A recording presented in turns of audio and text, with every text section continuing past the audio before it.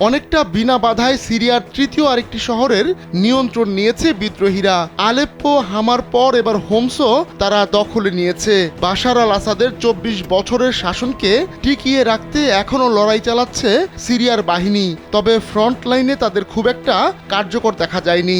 উল্টো দুর্বল প্রতিরোধের কারণে খুব সহজেই গুরুত্বপূর্ণ শহর হাতছাড়া হয়েছে সরকারি বাহিনীর।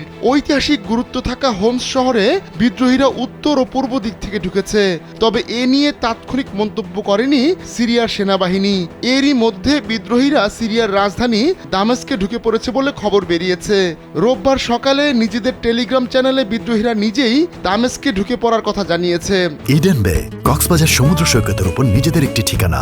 মাত্র ৫ লাখ টাকায় আপনিও হয়ে যেতে পারেন এই হোটেলের মালিক। বিদ্রোহীদের দুটি সূত্রের বরাতে রয়টার্স জানিয়েছে, শহরে সেনা মোতায়েনের কোনো চিহ্ন দেখতে পায়নি তারা। এর আগে শনিবার রাতেই নাকি দামেস্কের আল মালিকি থেকে পালিয়ে যায় সিরিয়ান রিপাবলিকান গার্ডের সদস্যরা।